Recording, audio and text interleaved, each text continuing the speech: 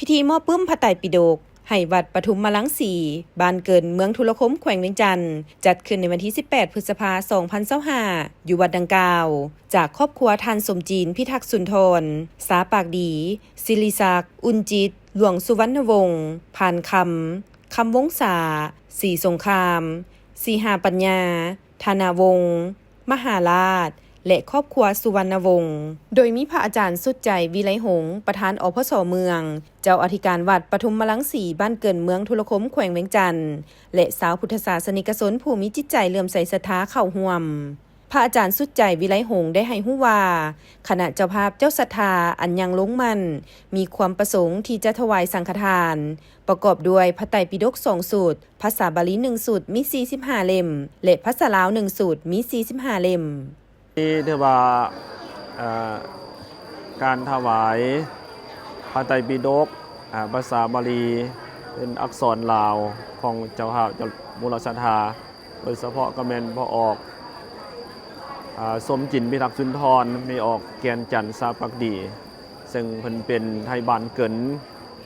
เมืองนอนปัจจุบันเกินได้ระดมลูกหลานหมู่คณะเจ้าภาพเจ้าศรัทธา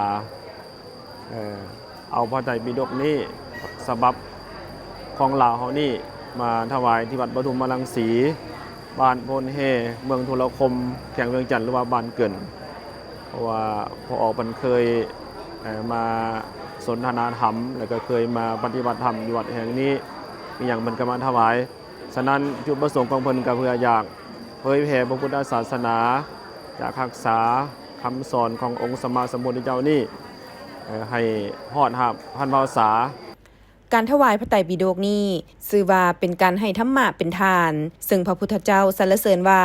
เป็นการให้ทานที่ประเสริฐที่เลิศกว่าทานใดๆทั้งปวงการถวายพระไตรปิฎกแก่พระสงฆ์เป็นธรรมทานบัณฑิตและพ่อแม่ครูบาอาจารย์ทั้งหลายก็ได้กล่าวว่ามีอานิสงส์อเนกประการดังนี้การถวายพระไตรปิฎกเป็นทานชื่อว่าเป็นการปลูกต้นปัญญาไว้ในตนเองและในพระพุทธศาสนาทั้งในภพนี้และภพหน้าการถวายพระไตรปิฎกเป็นทานชื่อว่าให้ดวงตาเป็นทานหรือให้ปัญญาจักขุโดยอิงตามพุทธพจน์บทหนึ่งที่ว่านัตถิปัญญาสมะอาภา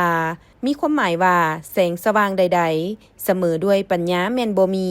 การถวายพระไตรปิฎกเป็นทานชื่อว่าให้ความสุขเป็นทานพอพระภิกขุสงฆ์สามเณรอุบาสกอุบาสิกา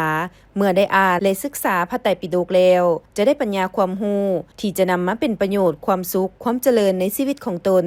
การถวายพระไตรปิฎกเป็นทานชื่อว่าเป็นผู้ต่ออายุพุทธศาสนาให้ยาวนานและเจริญรุ่งเรืองสืบเนื่องต่อไป